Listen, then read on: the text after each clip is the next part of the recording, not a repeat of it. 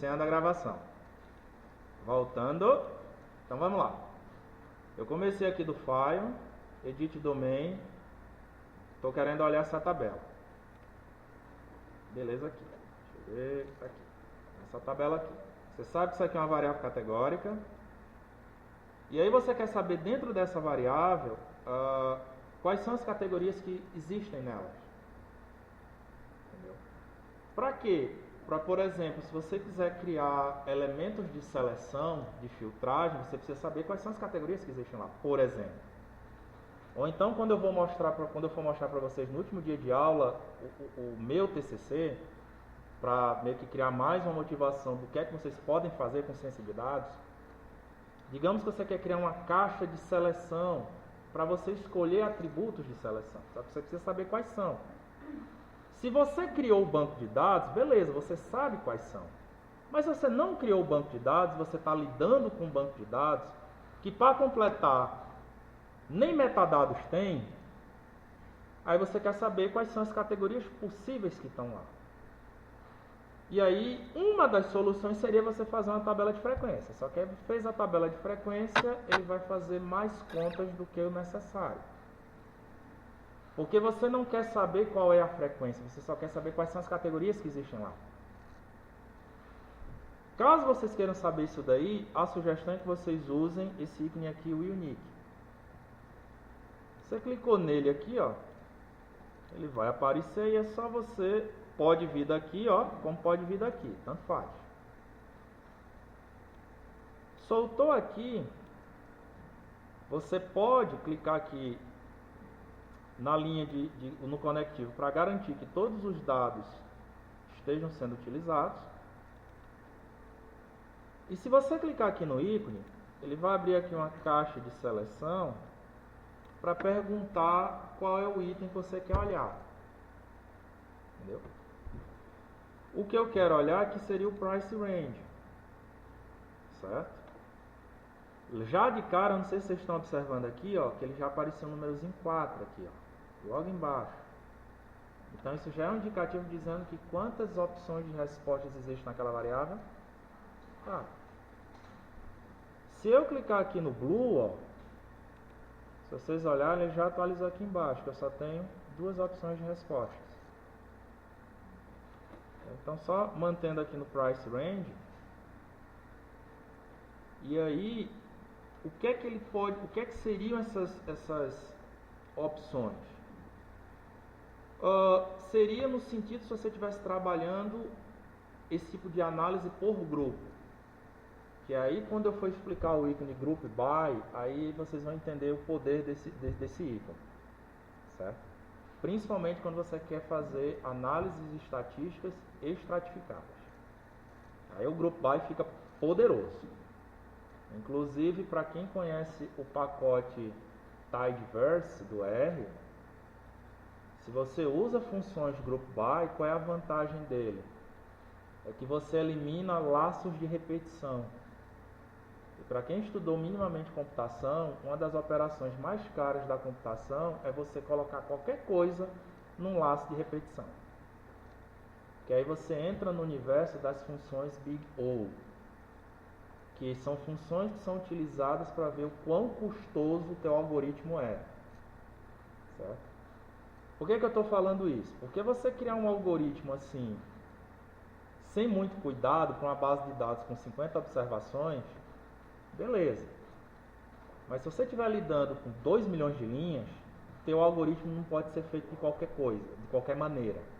Por quê? Porque ao invés de você fazer o processamento em segundos, pode levar dias.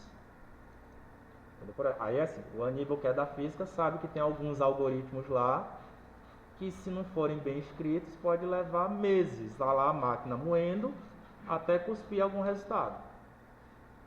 Entendeu? Então, qual é a batalha? É você sempre escrever algoritmos mais concisos, tá certo? Então, é por isso que tem o Group By, para quem for fazer análise estatística estratificada.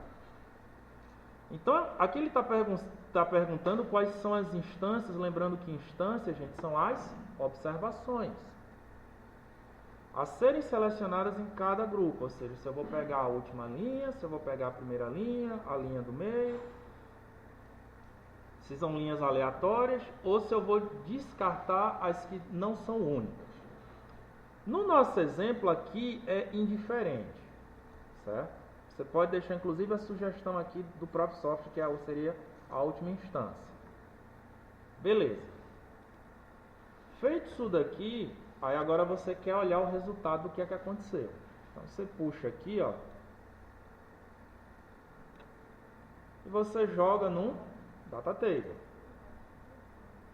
Jogou no data table, aí o que é que ele vai acontecer aqui, ó? Veja o que é que ele fez aqui, ó. Ele andou fazendo, aqui eu não sei te dizer se é uma contagem ou o que foi que ele andou fazendo.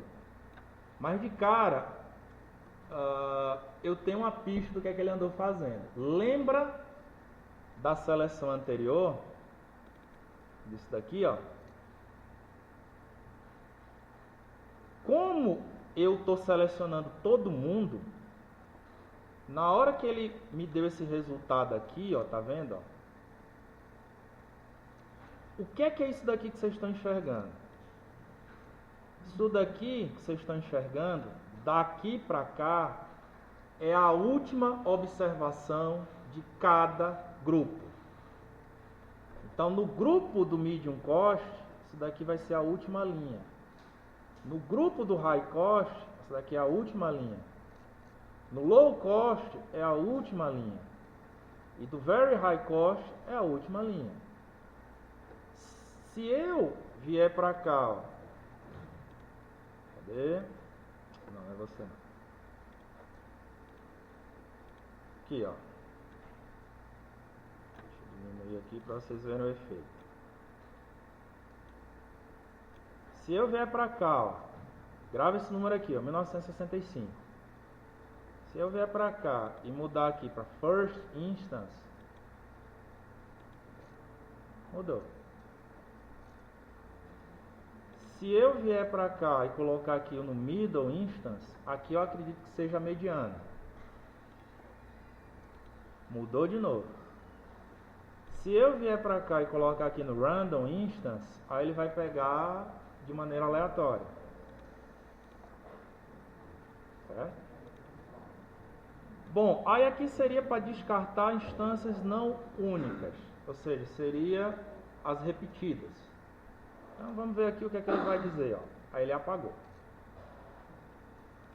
Aí você me pergunta, tá, professor, para que serve isso daqui? Bom, agora eu não sei para que serve, mas você há de achar algum propósito. Até porque o que me interessa é só a primeira coluna. Ah, então não quero ver, eu só quero ver a primeira coluna. Então eu utilizaria o que para ver a primeira coluna? O select column. Então se eu não quiser olhar tudo isso daqui, basta eu aqui entre elas duas colocar um select column. E bem aqui, ó, eu peço só para ver o price range. Na hora que eu clicar aqui, ó, só vai ver ele.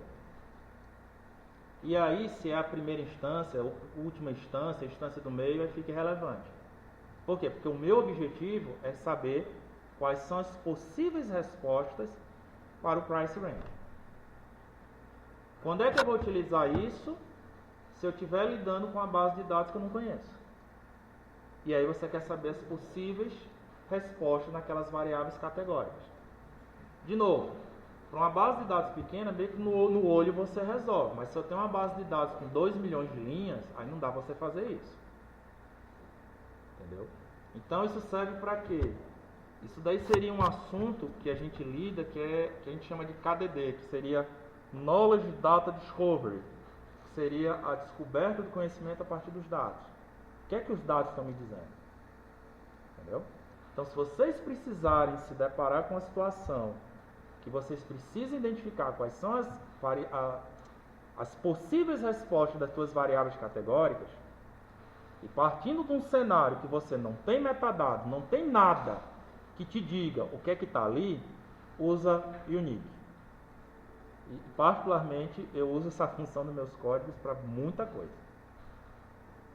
Dúvida, gente? Então vamos lá. Bom, agora eu vou falar de uma das funções que eu considero poderosíssimas aqui em Data Science, que é o Group By. Você clicou nela, vou trazer ela aqui para baixo. Qual é a proposta do Group By? Agrupar dados por variáveis selecionadas, mas não é somente agrupar. Ele vai aplicar alguma função de agregação nesses agrupamentos. E aí vocês vão me perguntar, tá, o que são funções de agregação?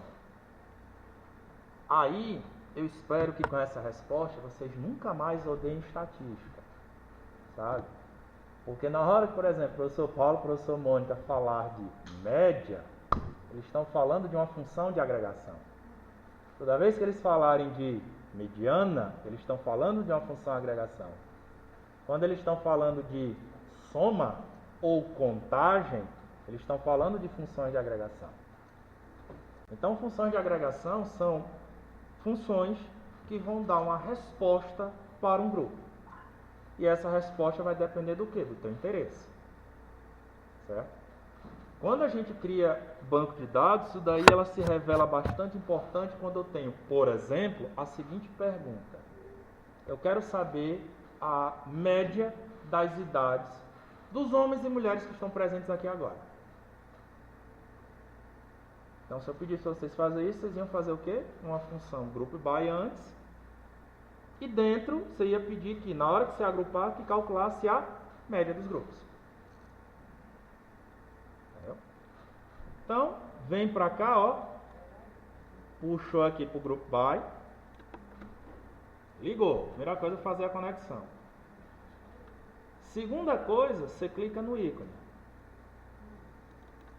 Aí ele vai te dar essa janela aqui. E o fantástico dessa função é que ela faz o group by por variável. Então, por exemplo, aqui nessa coluna eu tenho que dizer qual vai ser a minha função de agrupamento. Óbvio que sempre tem que ser uma variável categórica. Certo? Então, desse lado aqui, vocês vão escolher os verdinhos. Do lado de cá, aí você vai dizer como cada uma dessas variáveis, que vocês estão vendo aqui, que aqui ele está chamando de atributos, serão agregados. Então, por exemplo, aqui o battery power, ela é uma variável contínua. Então, se ela é uma variável contínua, repare o que é que vai acontecer na hora que eu clico nela. Ela habilita aqui embaixo as possibilidades de agregação que eu posso fazer com ela. Então, oi?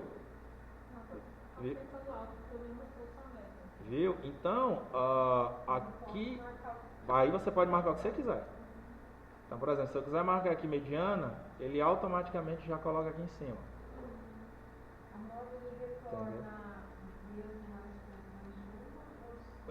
Precisamos testar. Aí qual seria a sugestão antes de aplicar a moda? Na distribuição antes.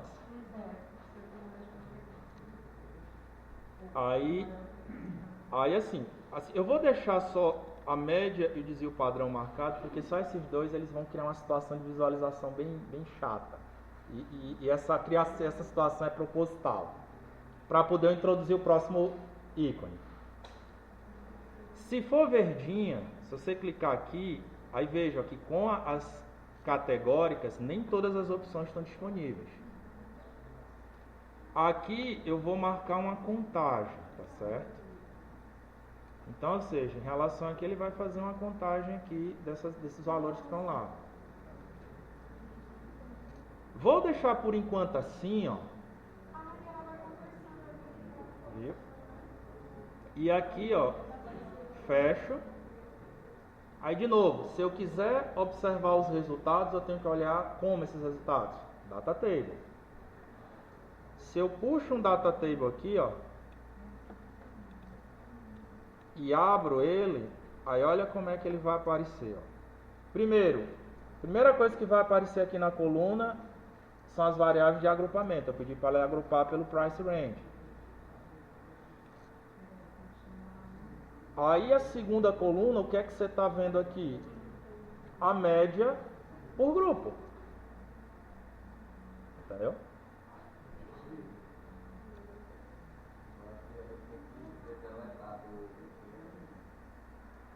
Viu?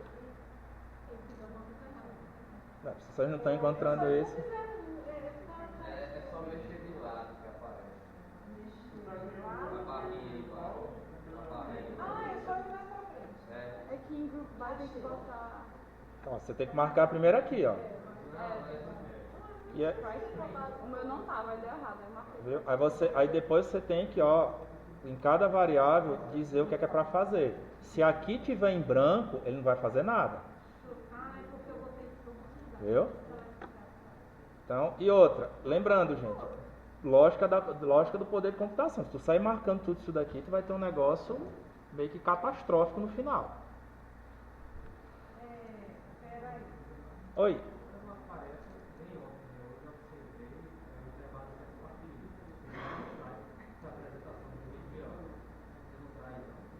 A mediana ou os quartis? Cara, tem uma função lá na frente que dá para você fazer os quartis. Aqui, de padrão, ele só vai te dar o mínimo e máximo. Entendeu? Assim, eu sei. Sim. Aqui de cara tu só tem os 50%. Para tu saber os quartis, vamos lá. Agora eu não lembro se ele tem uma função específica para isso, porque, lembrando, quando tu pega o quartil, tu só vai ver isso com mais clareza num box plot. Aí no box plot tu vê isso bem mais interessante, entendeu? E aí lembrando, do box plot, tu pode ter uma saída para uma data table. Aí depois que você faz o box plot, você pega as saídas e você vê bem direitinho. Aí no box plot com certeza você vê. Aí se você clicar aqui, ó, beleza. O que é que você está vendo aqui de cara? Aí lembrando aqui, resgatando um pouquinho de estatística. Vamos lá. Se você tem 4 grupos, você tem 2 saídas para fazer comparações. Ou você faz uma nova ou você faz um cross-call Wallace. Entendeu? A nova, se você tiver os requisitos mínimos de normalidade atendidos, senão você vai para o cross-call Wallace. Aí vem aquela grande pergunta. A média da duração da bateria entre as categorias é estatisticamente igual? Não sei, eu tenho que fazer um teste. Entendeu? Aqui em relação se tem ou não Bluetooth, aqui ele está fazendo a contagem não de maneira estratificada, que ele está fazendo a contagem de quantas observações tem em cada grupo. Entendeu? Esse 500 aqui é dizendo que existem 500 aparelhos low cost. 500 aqui são 500 aparelhos medium cost. E assim vai. Aqui é o desvio padrão. Certo? E assim ele vai mostrando todas as estatísticas que você pediu para fazer aqui. Só que vocês estão reparando que olhar as estatísticas, elas estando no formato de colunas, é meio estranho. Entendeu? Por quê? Porque quando você for desenhar uma tabela, gente, qual é a lógica? É que o número de colunas, ele tem que ser menor que o número de linhas. Se você quer ter uma boa visualização disso. Não faz sentido o número de colunas ser maior que o número de linhas, porque a tua visualização fica horrível. Então, para eu melhorar essa visualização, eu teria que fazer uma operação matemática chamada de transposta. Ah, professor, mas por que uma transposta? Porque toda tabela é uma matriz. Por definição, toda tabela é uma matriz. Certo? E aí, como é que eu melhoro essa visualização que vocês estão vendo aí? Aí antes, eu quebro aqui essa ligação. E aí, se vocês observarem, tem um ícone aqui chamado de Transpose. Aí você clica nele aqui, ó, e traz ele para cá. Tu liga o Group By aqui, ó. E daqui tu liga pra cá. Se tu clicar nele, ele vai perguntar como é que você quer fazer essa transposição, no sentido de como, após acontecer a transposição, como é que as novas variáveis vão ser chamadas. Minha sugestão, não mexa em nada. Entendeu? Aqui eu só cliquei para dizer que você tem essa opção de você mudar, inclusive, como é que você quer que as novas variáveis sejam chamadas. A minha dica é que você não mexa em nada. Por quê? Porque quando você passar a visualizar, veja o que foi que ele fez. Ele automaticamente renomeou as variáveis em cima. E aí agora eu consigo enxergar melhor o que é que se está fazendo. O que é que está acontecendo. Por quê? Porque está tudo aqui na linha, ó. Entendeu? Aí, ó, se eu quiser olhar a média, ao invés de eu ficar mexendo aqui o mouse, eu só passo olhar uma linha.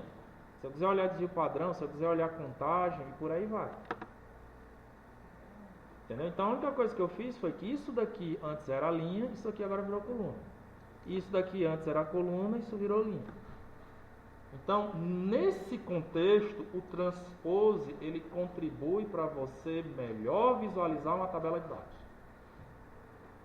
Quando a partir do que você estiver fazendo, você se deparar numa situação onde o número de colunas é maior que o número de linhas. Então, se vocês se depararem com uma situação dessa, qual é a minha sugestão? Rotaciona. É que aí, bom, eu acho que enxergar os dados é melhor assim do que, digamos assim, deixa eu colocar, do que desse jeito. Porque desse jeito, a todo tempo eu tenho que ficar mexendo na barra de rolagem. Entendeu? Do outro jeito, eu não preciso mexer em nada. Mas de novo, isso vai de acordo com o gosto do freguês. Certo? Oi, mãe. Pensando ali na pergunta do Carlos da Carlos. Ele falou de uma medida que a princípio aqui a gente poderia fazer. Por exemplo, eu consigo fazer continha? Mônica, você consegue. Assim. Quero coeficiente de variação. Tá. Aí como é que você faria isso? Veja só, coeficiente de variação. É mais pra frente? Não. É mais para trás. O problema do coeficiente de variação é que ele não existe aqui definido. Então como é que você faria? Você teria que vir aqui nesse ícone aqui do Python, tá vendo aqui, ó? Sim. Aí você teria que colocar esse ícone aqui. Tá. Aí tá vendo essa saída aqui, ó? A da média, sim. Aí você teria que pegar essa saída aqui, conectá-lo aqui. Aí aqui dentro você teria que escrever o código mandando ele calcular o coeficiente. Aí ele vai nesse. Ah, tá, porque essa ferramenta me permite Personalizar. Personalizar o que eu quero. Aí aqui você escreveria o código para calcular o coeficiente de variação. Aí ele adicionaria o código na tabela. Aí a tua saída seria uma tabela com a linha a mais com o coeficiente de variação. Só que é assim, você teria que aprender Python. Mas é possível. Não, é menos. Mas assim, isso daqui, assim, essa ferramenta aqui do Python Script é a maneira de você incluir algo que não exista. Agora sim, que seja algo não muito complexo, porque se for complexo demais, aí é melhor você já ir direto para o Python e fazer tudo lá, do que ficar tentando meio que reescrever o Orange. Entendeu? Então assim, se for continha rápida, tipo coeficiente de variação, ou você calcular... Vou fazer um mais outro aí. Você faz aqui. Entendeu? Você faz aqui. Você joga aqui e ele resolve pra ti. Os scripts relacionados a essa parte. Funciona como R, eu acho qualquer coisa, as pessoas como R. Você acha aos montes no YouTube. Inclusive assim, no Free Data Camp, se você não me engano, é o Free Data Camp. Deixa eu ver se eu consigo aqui achar rapidinho. Se você tiver familiaridade assim em ouvir inglês, eu recomendo qualquer curso em inglês. Qualquer. Queira ou não queira, são melhores que os portugueses. Por quê? Porque no Brasil o pessoal perde mais tempo conversando do que ensinando. Deixa eu ver se eu abro aqui rapidinho. Só um perdão que a minha máquina é bem lenta aqui. O DataCamp você acha legal? Deixa eu ver, eu não sei se é o DataCamp especificamente. Você quer free alguma coisa. Inclusive eu tenho ele lá no YouTube, eu vou resgatar aqui pra vocês.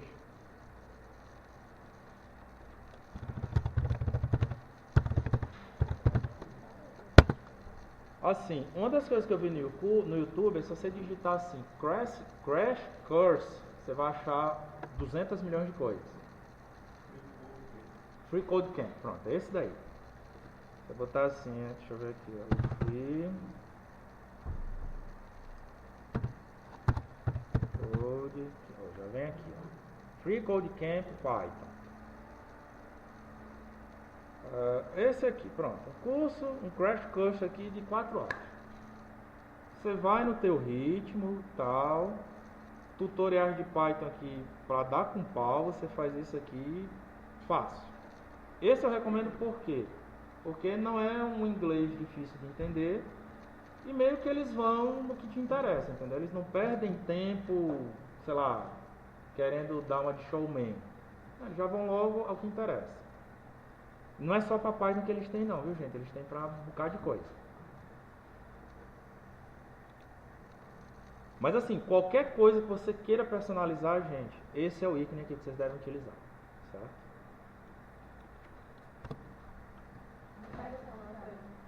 Oi?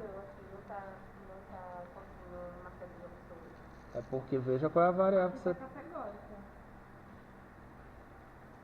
Não, então aí você tem que consertar o banco, né? Você tem que ir lá na tua base de dados e mudar para numérica. Mas não era para ser categórico? Não, mas aqui é outra, aqui é praticamente. Oi?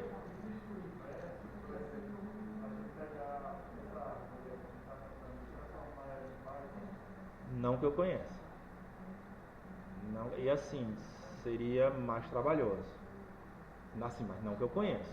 Normalmente, Thiago, é o contrário. Porque, de novo, qual é o objetivo de fazer isso aqui? É de documentar seus passos.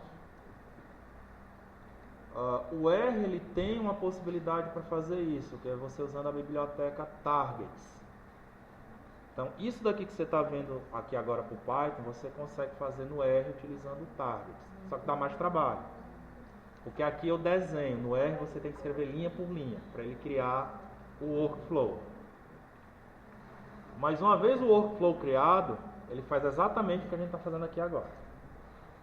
Entendeu? Mas assim, você ter essa árvore e ele já fazer, não que eu conheça.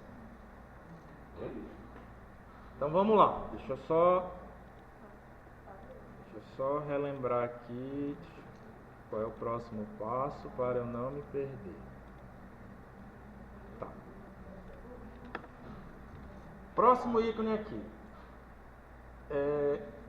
Um dos elementos que vocês podem utilizar para fazer análise estatística é a criação de tabelas cruzadas. Certo? Tabelas cruzadas, só para deixar bem claro, você só vai utilizá-las se você estiver lidando com variáveis categóricas.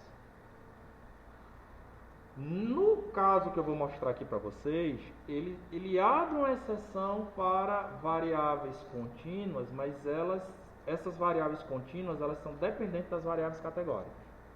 Certo? Como é que você vai fazer isso aqui? Você vai utilizar esse ícone aqui chamado Pivot Table, essa daqui. Ó. Você clicou aqui, vou puxar aqui para baixo. E aqui do Edit Domain, eu vou puxar uma linhazinha ligando aqui para ele. Certo? Aqui, ó. Pivot Table. Clico nele. Aí ele vai abrir aqui essa janela logo de cá. Então eu já tenho aqui uma tabela cruzada. Então vamos entender o lado esquerdo aqui. Aqui primeiro ele está perguntando qual vai ser a linha da tua tabela cruzada. aqui eu estou dizendo que é o price range, mas poderia ser qualquer outra variável categórica. Variável categórica são as variáveis de agrupamento, ou seja, as verdinhas. Não inventem de colocar uma variável numérica, porque se você colocar, você vai ter isso daqui. E isso daqui, sinceramente, não me diz nada. Por que aconteceu esse absurdo aqui? Porque ele está pegando cada númerozinho desse e está achando que é uma categoria. Certo? Então, sempre variável categórica. E a coluna, aqui o que é que eu estou medindo aqui? Eu estou medindo assim, a partir das categorias da faixa de preço, eu estou querendo ver se tem ou não tem Bluetooth. Então aqui do low cost eu tenho 257 aparelhos que não tem, 243 aparelhos que tem, totalizando 500. Medium cost a mesma coisa, high cost, very high cost. Dessa configuração eu tenho 1.010 aparelhos que não tem Bluetooth, tenho 990 aparelhos que tem Bluetooth. Entendeu? Inclusive isso daqui, essa inocente tabela, é a porta de entrada para um ramo da estatística que eu considero poderosíssimo, que é a estatística bayesiana. Os médicos e os biólogos, eu não sei se vocês chegaram a mexer numa ferramenta chamada STEM, ou já ouviram falar do STEM. Se você quiser fazer estatística bayesiana, use o STEM. E o R tem a biblioteca RSTEM. Por que eu falo STEM? Porque como ele roda em cima do C, então ele faz os cálculos computacionais do a priori e do a posteriori muito mais rápido. Exemplo, lembra quando o Imperial College foi uma das primeiras universidades a publicar os primeiros resultados de Covid? Dizendo inclusive como é que seriam as projeções e tal, periri, parará. Eu consegui o código deles, porque eles fizeram em R, eu fui entender como é que eles fizeram aquelas contas. E basicamente eles estavam usando o STEM. Entendeu? Aí ficou aquele negócio, pô, então vale a pena em algum momento aprender. E o R roda o STEM tranquilamente. Então se você quiser entender estatística bayesiana, você precisa entender primeiro o que é tabela cruzada. Porque daqui eu poderia ter o seguinte, ó, qual é a probabilidade de meu celular ter Bluetooth, sabendo que ele é low cost. Entendeu? Por quê? Porque, queira ou não queira, gente, é mais fácil a gente encontrar probabilidades condicionais do que independentes. Principalmente se eu estiver lidando com ciências sociais. Entendeu? Então, só para você ver que essa inocente tabela aqui é uma porta de entrada para uma coisa muito poderosa que vocês podem lidar. Bom, eu falei que vocês podem colocar variáveis numéricas aqui. Como é que vocês podem colocar? Veja que aqui eu estou fazendo a agregação aqui, ó. Essa agregação aqui pela contagem, que é o objetivo de uma tabela cruzada, fazer contagem. Mas digamos que eu quero saber esse valor aqui, ó, da duração da bateria por célula. Aí eu tenho que agregar. Se eu clicar aqui em média, repare no que é que vai acontecer aqui agora. Ele cria uma linha a mais, que é a seguinte: a média da duração da bateria para esses 257 celulares que são low cost e não tem Bluetooth é de 1110, sei lá, ampere-hora. E aí daqui eu vejo que eu tenho média e média, eu posso, sei lá, querer depois fazer um teste médio. Basta separar os grupos aí e ver se esses valores são estatisticamente diferentes. Entendeu? Ah, eu posso trocar aqui para ver a mediana. Então está aqui a mediana. Então isso daqui é a mediana dessa variável para essa característica aqui, ó, celular não ter Bluetooth e ser de custo médio. Eu não me recordo se o SPSS consegue fazer isso. Eu não me recordo, ele pode fazer, mas aí é a limitação minha, mas eu não me recordo que ele consiga fazer isso. Entendeu? Ele faz? Só que ele é caro, os pacotes Desse jeito, então, beleza. Então, por exemplo, se você quiser agradar teu orientador, você faz um negócio desse jeito aqui. Aí, claro, tá aqui, professor, beleza. Você clica aqui no relatório, ó, no report, lembrando, report canto inferior esquerdo. Clicou aqui no report, aí, cadê o bendito relatório? Ele está criando aqui. Tá aqui. E aí depois você salva ele aqui, ó.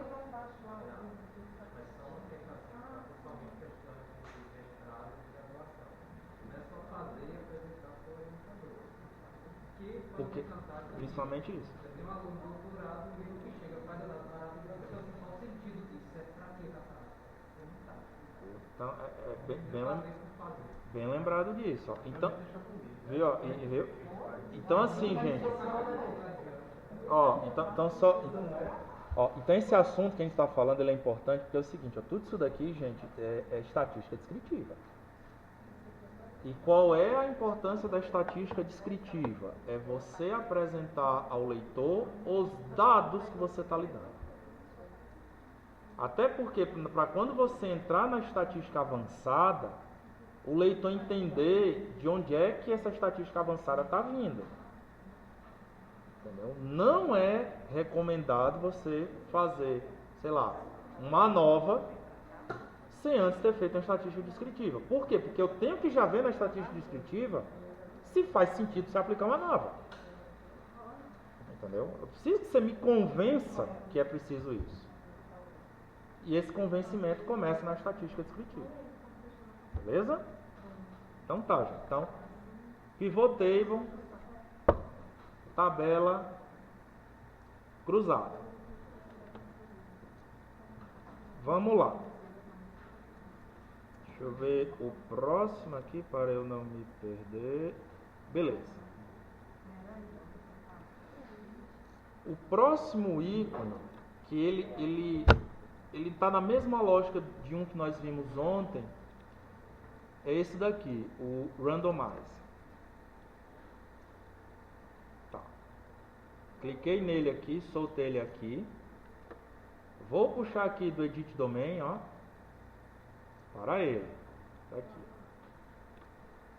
Vou clicar nele e ele está aqui.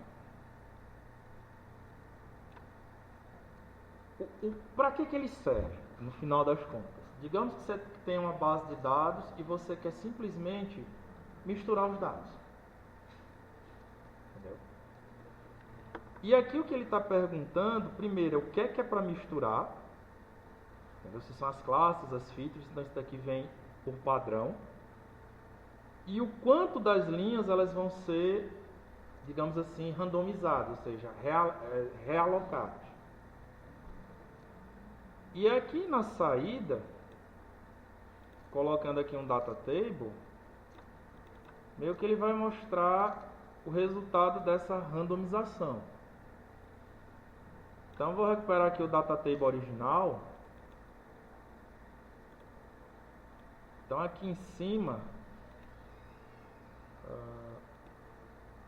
aqui em cima está o original. Veja que o original aqui começa com medium cost. E aqui embaixo está ele quando ele foi randomizado. Veja que a primeira começa aqui com high cost.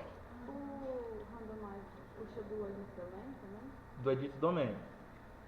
Não necessariamente o que vocês vão encontrar é o que vocês estão vendo aqui, porque isso depende do quê? Do gerador de número aleatório da máquina de vocês. Então vocês podem encontrar uma coisa totalmente diferente. Mas pelo menos a primeira tem que estar igual.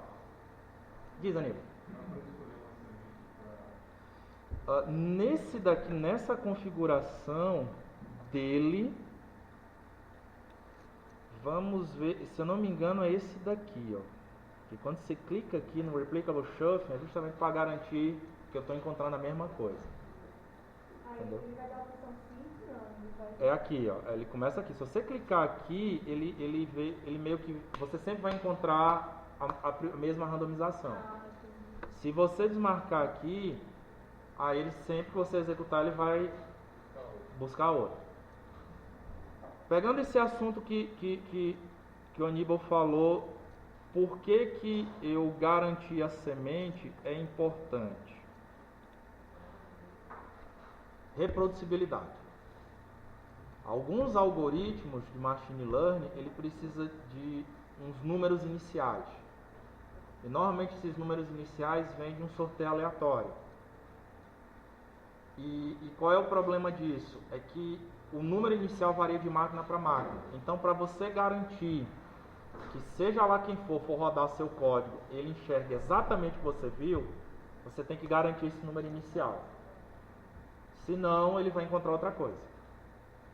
Entendeu? E quando tu entra no reino das coisas estocásticas, se você não faz isso, meio que o teu estudo começa a ficar em xeque. Entendeu? Do tipo, não, mas eu quero ver se eu encontro exatamente aquilo que você encontrou. Lembra do princípio básico da ciência. Se você fez A mais B e encontrou C, eu repetindo o mesmo experimento, eu também tenho que encontrar C. Entendeu? Então a aleatoriedade não é tipo uma terra sem lei, não. Ela tem que acontecer dentro de certas regras. Beleza? Mas seria basicamente isso, entendeu? Se você precisar, digamos assim, introduzir uma certa aleatoriedade no seu banco de dados, você usa o randomize.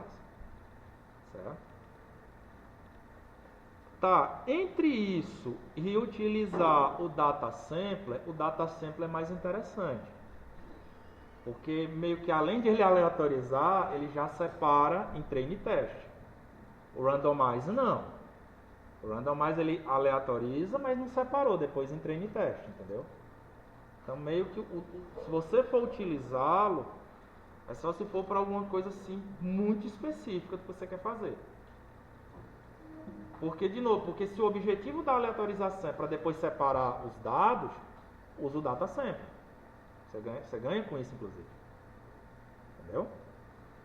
Mas, de novo, é só para mostrar que essa função está lá.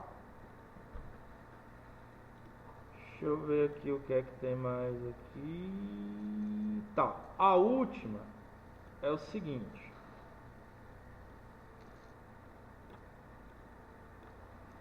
Digamos que você... Vamos aqui. Voltando aqui no data table. Você está vendo aqui o battery power aqui. Battery power é uma variável contínua, ou seja, é número. Tá, beleza. Mas digamos agora que eu quero pegar essa variável que é contínua e eu quero transformar em uma variável discreta. O que é uma variável discreta? Uma variável categórica. Ou seja, eu quero que isso aqui passe agora a virar agrupamentos. Ou seja, eu não quero mais enxergar 842. Eu quero saber o seguinte, 842 é o quê? Entendeu? Só que esses agrupamentos, gente, de novo, é sempre dentro de um contexto. Ele não vai fazer isso de maneira automática para você, não. Então você vem para cá, ó, puxou aqui uma linhazinha, aí na caixa de diálogo você vai digitar aqui, ó, discretize, seria esse primeiro aqui, ó, discretize.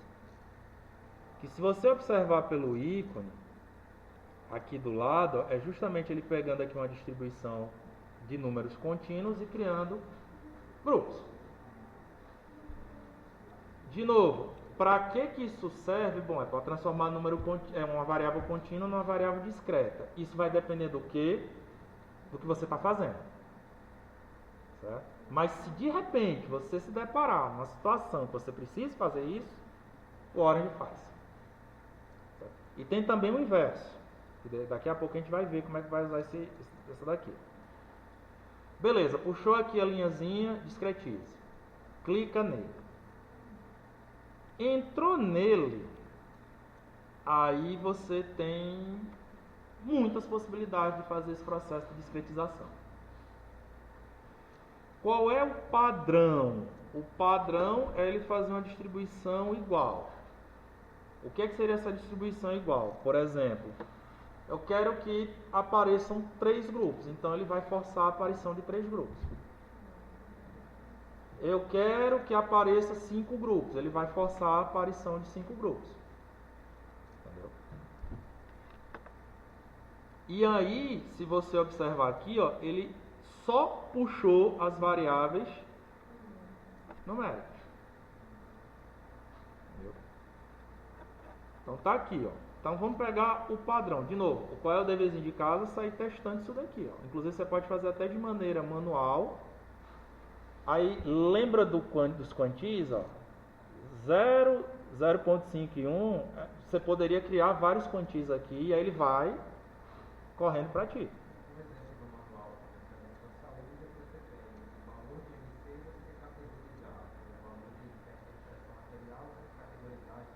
Sim. Então, sim. Assim, a área da saúde para isso é fantástica porque exemplo não falta. Do tipo, eu tenho um IMC de, sei lá, 185, por exemplo, num chute. Tá, beleza, isso quer dizer o quê?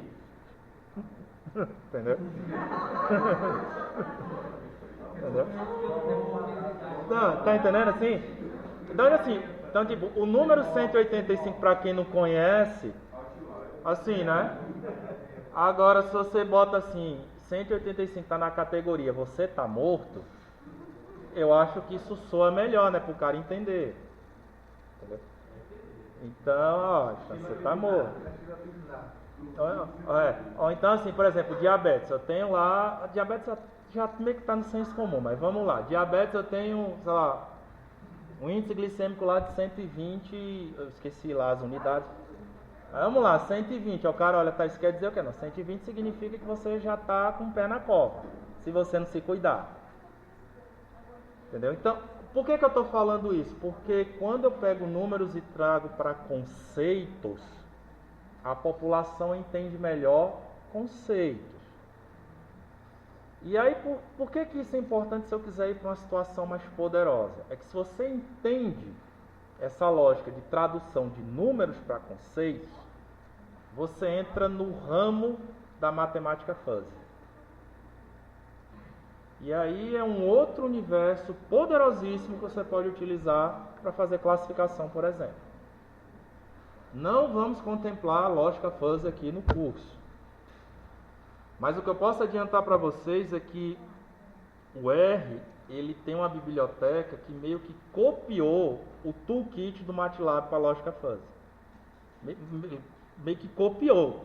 Ctrl+C, Ctrl+V. Então, tipo, para quem quiser aprender lógica fuzzy agora no R, de graça, a lá MATLAB, você consegue.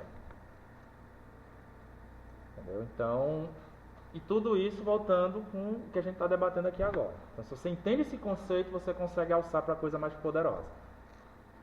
Então, vamos ver o resultado disso aqui. Eu vou deixar aqui o padrão. Na hora que eu faço isso daqui, gente, de novo, como é que eu enxergo os resultados? Data table. Eu vou ficar repetindo isso até ficar um mantra. Colocou aqui em data table, ó, na hora que eu abro, aí ao invés de eu enxergar aqui os números, o que é que eu estou enxergando aqui agora? Categorias. O que já era categorizado, ele deixa. Ele nem mexe.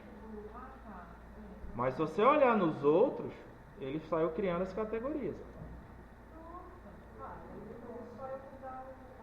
Aí beleza, vamos brincar um pouquinho aqui, ó. Vamos brincar um pouquinho aqui. Ó, lembra que battery power e clock speed, elas eram numéricas. Vamos ver o que é que acontece se daqui eu vou para um pivot table. Aí, digamos aqui agora que eu vou aqui em battery power, que antes era numérica, e agora eu vou aqui para o clock. Cadê o clockzinho? Eu já esqueci aqui.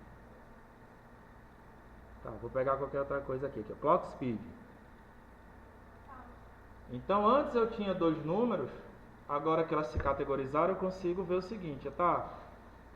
Quantos celulares tem, sei lá, uma bateria que é abaixo de 1274 e a velocidade de processamento abaixo de 0,95?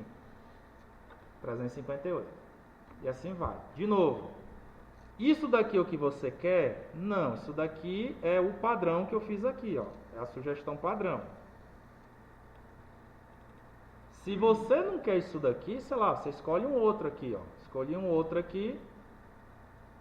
Vamos olhar o resultado.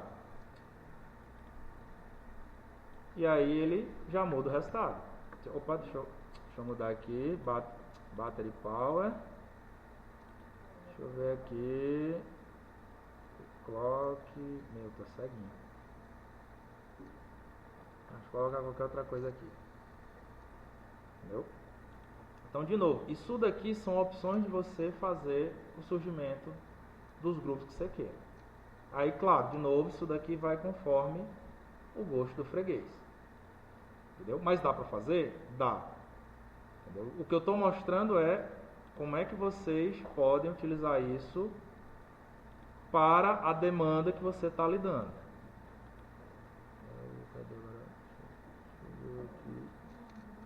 Tá. Beleza? Então, para essa base de dados aqui que a gente está trabalhando, esses são os ícones juntando com os da aula de ontem. Certo? Bom, agora vamos para uma outra base de dados, até para a gente não ficar só olhando base de dados de celular. Vamos consultar aqui a minha memória. Vamos agora para umas coisas mais interessantes aqui. Inclusive vai entrar na área da medicina. Vamos usar agora, gente, eu vou apagar isso daqui, gente, é só para uma questão de visualização. Nos de vocês não apaguem não, viu? Vou clicar aqui no ícone de datasets, certo? Clicou nele, gente, vocês vão procurar a base de dados aqui do Heart Disease, certo? Doenças cardíacas. Certo? Vocês procuram lá essa base de dados, Heart Disease. Clica nela, veja se está aqui uma bolinha verde. Quando está a bolinha verde, significa que ele já fez o download dos dados. Beleza? É em datasets, viu, gente? Lembra? Datasets. Claro, fica a dica, renomeia, para você saber o que é que você está lidando. Tá. Aí, de novo, se você quiser olhar um dataset, você puxa aqui para o data table. Clicou nele, aí por que eu estou chamando aqui? Ó?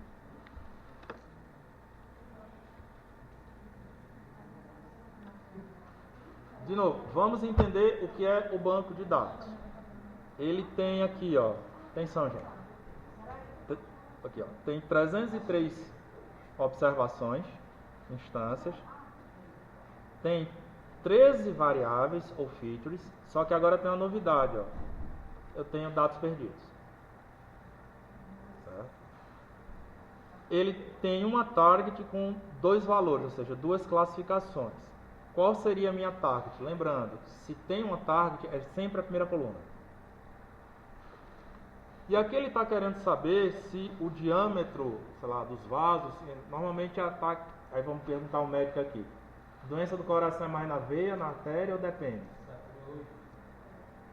Tá, mas arteriais, né? Beleza.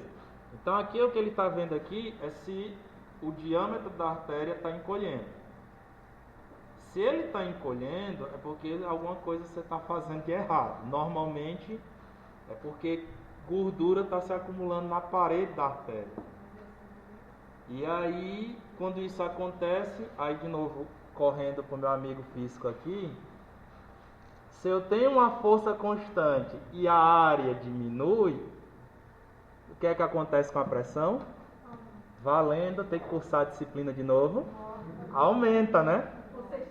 Aí se a pressão aumenta, como as paredes das coronárias, das artérias não são infinitamente elásticas, em algum momento elas vão arrebentar. Entendeu?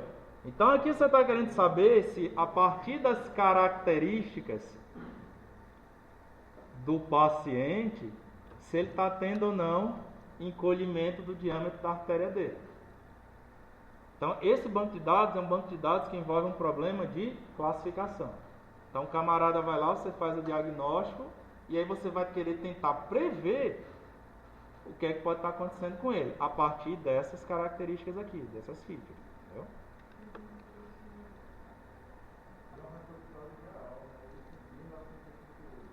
Viu? Então, assim, então, esse seria o início. Beleza. Para que eu estou trazendo esse banco de dados aqui agora? Deixa eu só recuperar a minha memória. Vamos lá. Primeiro passo, porque eu quero lidar com os dados perdidos. E dados perdidos, gente, na estatística e na análise de dados como um todo, é problema. Entendeu? No reino das séries temporais, é problema ao quadrado. Então, por quê? Porque dado perdido é simplesmente você querer analisar uma coisa que você não faz a menor ideia. E aí, normalmente, o que é que a gente faz na estatística? Se eu tenho uma variável, só basta ter uma com dado perdido, qual é o procedimento padrão? Elimina toda a observação. Tá, se tu tem 2 milhões de linhas, beleza, você pode se dar o luxo de fazer isso. Mas se você tem um banco de dados com 40 observações, aí você não pode fazer isso. Entendeu? E aí você vai ter que lidar com esse dado perdido. Para lidar com dados perdidos no Orange, aqui no Transform, você vai utilizar esse ícone aqui, ó, o Impute. Certo? Clicou nele, traz ele para cá. Você vem aqui do Heart Disease, traz aqui por Impute, entendeu? Ligou. Clica nele e aí ele vai perguntar para você o que é para fazer, entendeu? Como eu falei anteriormente, ou seja, o método padrão é eliminar a linha. Aí vamos agora explorar isso aqui um pouquinho mais. Se eu mantiver esse método padrão, aqui embaixo ele já está dizendo o que é que vai acontecer. Ó. Vai de 303 para 297. Se você diz que não é para fazer nada, vai continuar os dados perdidos existentes lá. Agora, se você clica aqui no Average Most Frequent, o que é que ele vai fazer aí? Se for dado numérico, ele vai pegar a média e jogar lá. Se for dado categórico, ele vai pegar a moda e vai jogar lá. É um procedimento normal, depende do que você está fazendo. De novo. Porque não necessariamente, gente, o mais frequente, ele vai aparecer, ele vale para todo mundo. Entendeu? Assim, o mais frequente para dados categóricos, eu acho ele particularmente mais perigoso do que você atribuir uma média para todo mundo. Porque uma média, em termos computacionais, ele não altera nada. O mais frequente altera. Entendeu? Porque eu posso estar dizendo que uma pessoa pertence a um grupo mais frequente, quando não necessariamente ela é. A média, ela tem uma desculpa. Qual é a desculpa da média? É que o outro nome para a média é valor esperado. Então a média se alicerça teoricamente em cima dessa desculpa. Entendeu? Então, assim, de novo, depende do que você está fazer. Entendeu? Aí aqui vai explorando. Você pode colocar como valor distinto, você pode colocar aqui um número que você queira atribuir, você pode, através aqui de uma árvore de decisão, colocar um outro valor. Você pode colocar um valor aleatório, isso vai depender de novo da tua necessidade, do que é que você quer. Qual é o mais comum se você não quer remover a linha? Você substitui pela média pelo dado mais frequente. Certo? Clicou aqui, ó, como é que eu enxergo agora? Trago um data table aqui, ó. No data table original, lembrem que ele vai estar sempre acusando aqui a existência de dados perdidos. No data table tratado, vou até colocar os dois aqui. No data table tratado, ele já está dizendo que não tem mais dados perdidos. E você não mexeu no dado original. E ele continua com as mesmas de 303. Com continua porque eu não mandei excluir linha. Se eu tivesse mandado excluir linha, ele ia diminuir. Entendeu? Então, essa é a maneira que o Orange lida com dados perdidos. Certo? Dúvidas? Então, vamos lá. Não se esqueçam de salvar os arquivos de vocês, viu, gente? Recuperando minha memória. Tá. Agora vamos para um dos ícones mais interessantes desse processo de processamento de dados, que é esse daqui, o pré-process. Certo? Que são as duas engrenagens aqui. Vamos colocar aqui embaixo e aí eu puxo uma linhazinha para ele. Ciência de dados, gente, segue um workflow. Qual é o workflow? Coletar os dados, fazer a engenharia das características que envolve o pré-processamento, aí depois você vai decidir como é que você vai analisar. Não é prudente você partir para análise sem ter feito um pré-processamento dos dados. Não é prudente você fazer isso daí. Certo? E esse pré-processamento aqui, ele envolve muita coisa. Se vocês clicarem no ícone, ele vai trazer... Primeiro eu vou apagar esses quadrinhos aqui, certo? Para a gente entender como é que a coisa funciona. Do lado esquerdo aqui são as opções do que você pode fazer com seus dados. Do lado direito aqui é o que o Orange efetivamente vai fazer. Certo? Se eu quiser fazer discretização ou tornar uma variável discreta contínua, eu posso fazer aqui no pré-processamento. Se eu clicar aqui, ó, dar um duplo clique, ele vai perguntar o que é para fazer. Certo? Eu não vou colocar isso aqui agora porque ainda não mostrei o para transformar de discreto para contínuo. Mas de novo você seta aqui o que é que ele tem que fazer. E o detalhe, você pode colocar mais de uma etapa que ele pode fazer. Se você quiser, aqui seria para discretizar. Se você quer transformar em contínuo, ou seja, você pegar da discreta para contínua, aqui ele está perguntando como é que ele vai fazer. Aí veja, tudo que for variável discreta, tudo que for variável contínua, ele vai transformar em discreta, seguindo o que está definido aqui. E tudo que for variável contínua, ele vai transformar, discreta, ele vai transformar em contínua, seguindo o que está escrito aqui. Então aqui é de contínuo para discreto, aqui é de discreto para contínuo. Tá vendo esse ícone aqui que a gente acabou de trabalhar? Ó, se você clicar nele, veja só, ele vai fazer isso, depois vai fazer isso aqui, e aqui depois, toda vez que tiver um dado perdido, ele vai substituir pela média para variáveis contínuas, e o mais frequente para as categóricas. Aqui, ele vai selecionar, lembra que eu mostrei ontem para vocês sobre seleção de features? Aqui ele está dizendo quais são as features que ele vai selecionar. Eu posso definir aqui qual é o critério de escolha, diferentemente da outra, aqui você tem que definir somente um. E aqui ele vai dizer quantas features ele vai puxar. Aí você quer só 3, 4, 5, beleza, ele já vai fazer isso.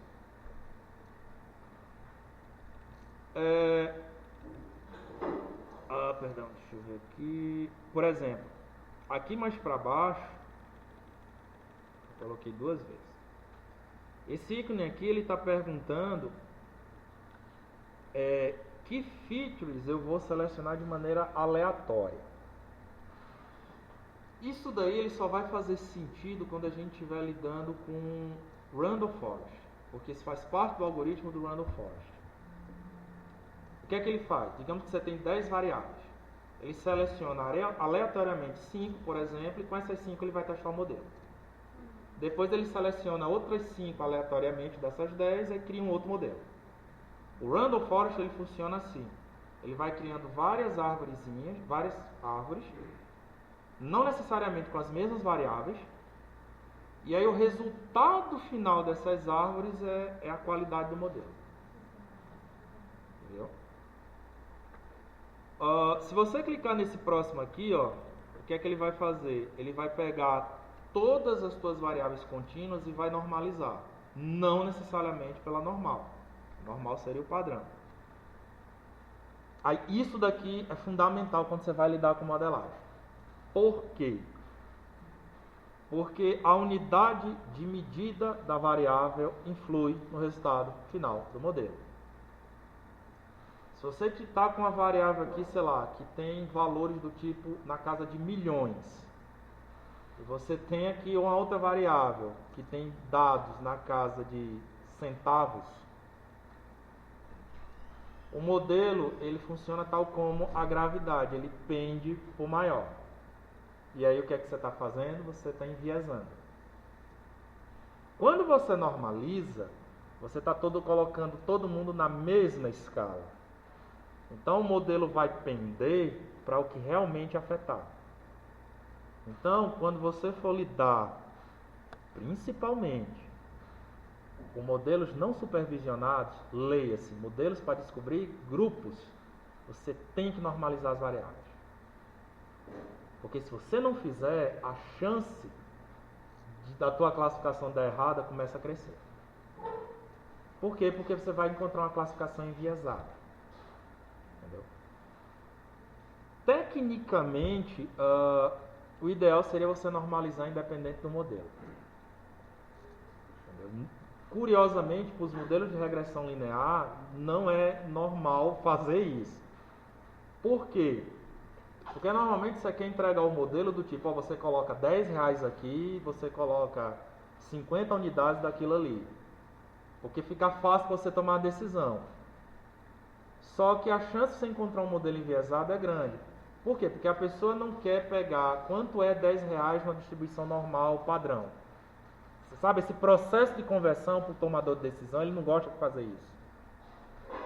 Por isso que nos modelos de Machine Learning e Deep Learning, isso vai tudo para dentro de uma caixa preta. Ou seja, o cara não quer saber o que é está acontecendo ali dentro, ele só quer saber o resultado final. Então ele entra com um dado e o algoritmo faz o restante da conversa.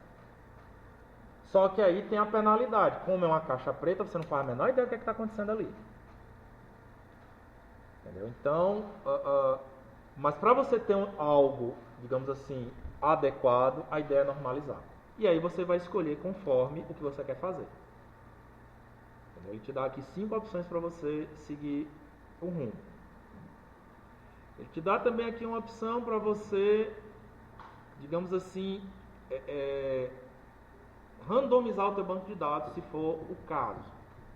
Aí você escolhe o que é que você quer randomizar aqui e se você quer manter a semente inicial ou não. Remove sparse features, tá? O que é isso aqui? Normalmente sparse features são features que tendem a não ter variabilidade, ou que tem uma variabilidade muito baixa. Entendeu? Qual é o detalhe disso? É que se eu tenho uma variável que não varia, ela não é variável, ela é uma constante. E uma constante nos modelos não serve para nada, nesse sentido. Sim. Assim, a constante como entrada do modelo não serve para nada. Embora, por exemplo, os modelos de redes neurais, eles têm constantes. Que é o bias, o famoso viés. Assim, grosseiramente falando, para que serve o bias? É porque nem tudo começa do zero. Então eu preciso reajustar a linha de partida. Certo? Eu posso fazer também aqui uma análise de componentes principais. Para quê? Se eu já quiser logo aplicar uma redução de dimensionalidade. De novo, o melhor exemplo que eu tenho isso é na área de genética. Tu está analisando uma célula que tem 200 genes. Tu não vai usar os 200 genes para prever o tipo de célula que é. Então você vai querer fazer uma redução de dimensionalidade. Grosso modo, quando eu falar de redução de dimensionalidade, eu estou falando em agrupar variáveis. Então, assim como eu agrupo observações, eu também posso agrupar variáveis. E aí é só fazendo aqui uma defesa aos matemáticos, sabe? tem aluno de engenharia aqui, né? Eu imagino que em algum momento da vida de vocês, quando os professores ensinaram autovetores e autovalores, vocês ficaram se perguntando para que diabo serve isso, né? Autovalores e autovetores servem para fazer redução de dimensionalidade. Entendeu? Então, espero que agora, em álgebra linear, vocês não sofram mais. Entendeu? Mas é para fazer redução de dimensionalidade. É o pontapé inicial para isso daí. Entendeu? E aqui, por fim, eu nunca usei isso daqui, seria para você fazer uma decomposição de matrizes, que aí eu deixo essa para deverzinho de casa, caso precise fazer isso. Qual é o normal? Qual é o default quando esse daqui ele vai abrir? Apagar tudo isso daqui, que de novo você monta conforme sua necessidade. Qual é o default que ele faz? Primeiro, eliminar os dados perdidos. Entendeu? Segunda coisa que ele faz, normalizar. Certo? Qualquer outra coisa aqui, meio que é como se fosse opcional. Mas o que é, digamos assim, meio que indispensável ser esses dois.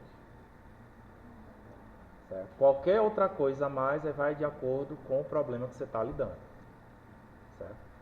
Se vai ser pela normal padrão, aí vai conforme o problema que você está lidando. Você pode só centrar a média com 0, você pode só centrar o desvio padrão em 1. Ao invés de normalizar nessa lógica, você normaliza entre menos 1 e 1. Ou seja, o menor valor vai ser agora menos 1 e o maior valor vai ser agora 1. E qualquer outra coisa vai estar entre eles. Ou você pode normalizar aqui entre 0 e 1. Para que serve isso? Depende do que você está lidando. Entendeu? Por exemplo, se você está lidando em escalas logarítmicas, você não pode fazer isso aqui. Porque não existe logaritmo de número negativo. Entendeu? Então você vai fazer isso aqui no mínimo. Entendeu? Ou até mesmo no máximo. Por quê? Porque se eu estiver lidando com escalas logarítmicas, também eu não posso fazer isso aqui. Porque a normal padrão tem números negativos. Entendeu? Então, depende do que você está fazendo. Certo? Fez isso daqui, galera? Vamos ver o que é que ele vai fornecer no outro lado. Se eu puxar aqui, ó, data table, primeiro, o que é que aconteceu? Desapareceu aqui os dados perdidos. Segundo, se vocês olharem aqui na idade, tipo, não tem ninguém com idade de 0.9 que já tenha, sei lá, problema cardíaco, sabe? Pode ter, pode, mas é raro. Vocês estão vendo o que? A idade normalizada. Ah, professor, não acredito nisso não. Então vamos ver. Como é que eu faço análise de uma estatística logo de cara? Coloque aqui em Feature Statistics. Se você abrir aqui, ó a média. Entendeu? Se bem que aqui é dispersão infinita aqui, aí eu já não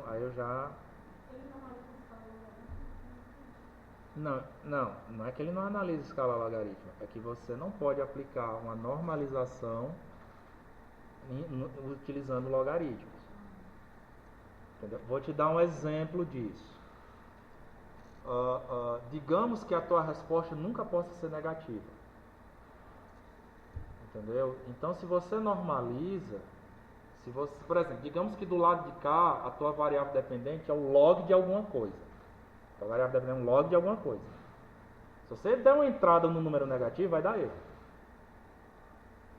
Entendeu? Dá um exemplo mais claro disso daí, quando você vai medir decibéis.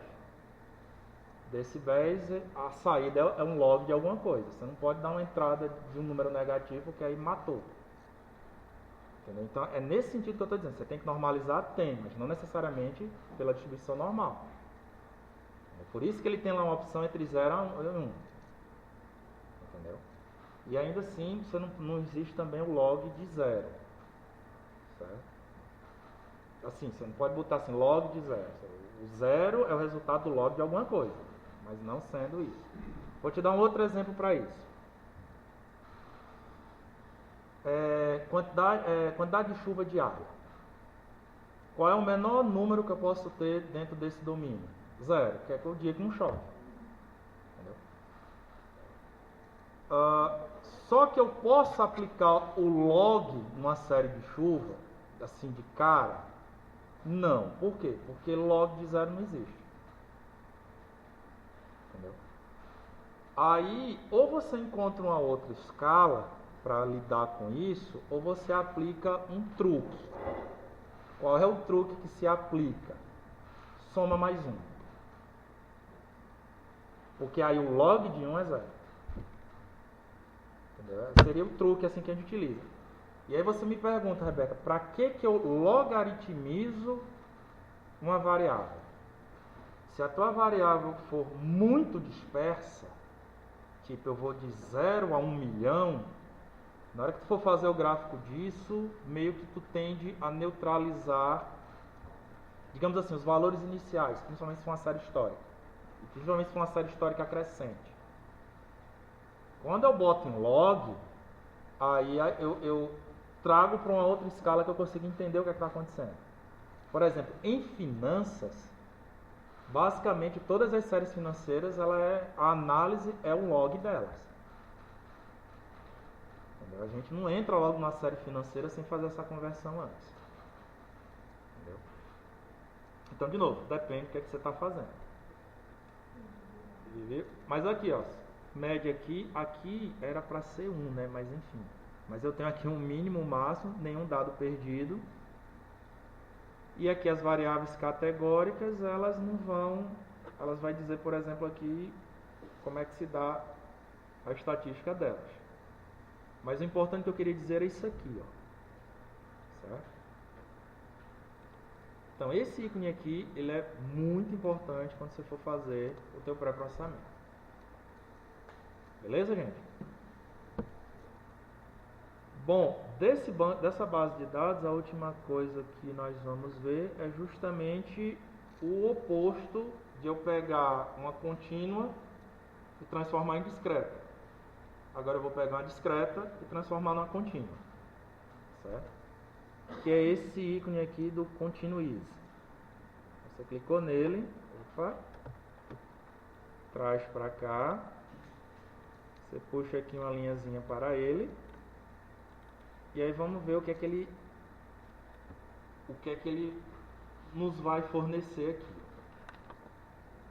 Aí aqui ele está perguntando o que é que eu faço com as features categóricas. Aí tem todas essas opções aqui, de novo, vai depender conforme o que você quer fazer. Qual é o padrão? É tratá-las como números ordinais. Certo? O lance das numéricas, veja só que as opções são opções de normalização. Você olha aqui, ó, tudo opção de normalização. Mas qual é o padrão? Deixa do jeito que está. Bom, se ela já é contínua, para que eu vou continuizar uma contínua? Entendeu? E aqui os resultados categóricos, ele está perguntando o que é para fazer. Aqui o padrão é deixar como está. Vamos deixar essa configuração padrão e ver o que é que ele vai fornecer para a gente. Depois a gente vai manipulando aqui, ó. Deixa eu fechar aqui. Deixa eu puxar aqui um data table. Agora vamos deixar isso aqui em cima e vamos abrir aqui o resultado.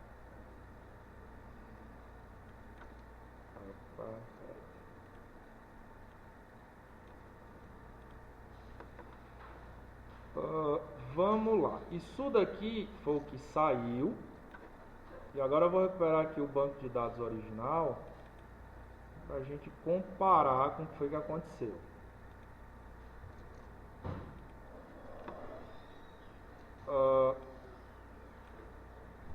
O que foi que ele fez aqui? Vamos chamar a atenção aqui para essa variável aqui que vai ficar mais interessante. Está vendo aqui o chest pane? Oi. Só uma questão de organização. Eu percebi quando eu cliquei aqui, eu estou com, sei lá, 9 telas abertas, eu perdi até qual é. Eu não dei nome. Mas normalmente você vai fazendo assim. saídas você vai fechando ou não? Você vai deixando isso? Assim, essas saídas eu estou fechando.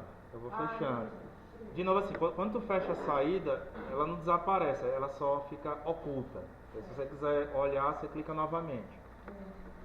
Bom, Aqui, o que eu quero chamar a atenção aqui é o seguinte, vamos dar uma olhadinha nessa variável aqui, chestpen, aqui, ó. Aqui é o antes e aqui é o depois. Veja que aqui ela está como texto, entendeu? Ela está um número ali, um string lá, está uma palavra aí. Como eu escolhi que a saída agora seja um número, e ainda por cima eu disse que essa saída ela tem que ser ordinal, o que foi que ele fez? Ele saiu atribuindo números para esses textos aqui. Então, por exemplo, aqui o typical, aqui deve ser angina, eu acho, ele passou agora a ser o número 3. Assintomático é o 0, que seria o padrão, é o não doente. O non-anginal aqui, ele chamou aqui de 2, e assim sucessivamente. Aqui ele tinha antes texto, agora ele atribuiu números aqui, ó. 1 sendo masculino e o 0 sendo feminino. O que já era número ele não mexeu, ele continuou do jeito que está. Por quê? Porque eu disse que era para deixar desse jeito. Se por um acaso, voltando aqui no continuize, eu mudar aqui para as numéricas, para normalizar, se eu voltar lá na minha tabela de saída, veja que os números foram todos normalizados aqui. Entendeu? Só para clicar aqui na tabela original, vou fechar aqui.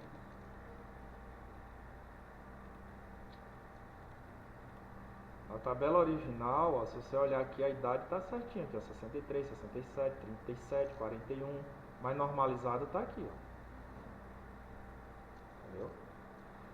De novo, se eu quiser mudar a forma de saída daqui, dessas variáveis categóricas, digamos que eu queira colocar aqui, ó, dividido pelo número de valores, vamos ver o que é que acontece.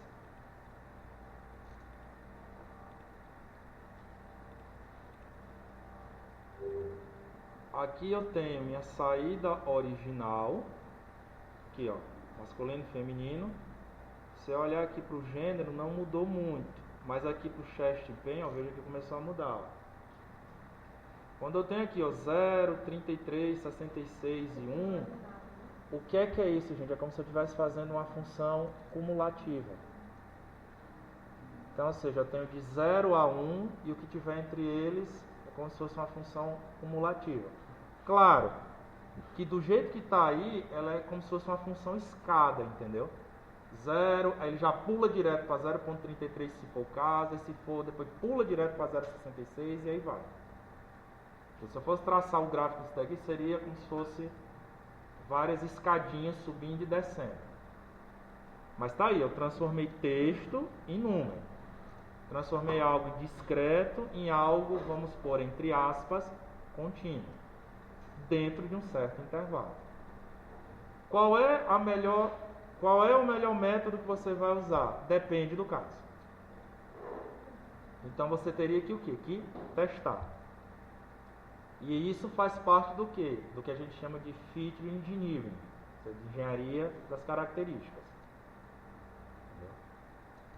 Tem uma regra para isso? Não, não tem uma regra de ouro que eu digo. Não, a regra de ouro é testar. Você cria várias possibilidades, analisa a saída e vê qual foi a possibilidade que te deu o melhor resultado. Entendeu? Essa sim é a regra de ouro maior. Não é bem específica assim, mais imediata assim, para resolver esse tipo de problema. Beleza, gente? Então, para esse banco de dados foi essa parte aqui. Bom, vou dar uma pausa aqui para esticar as pernas.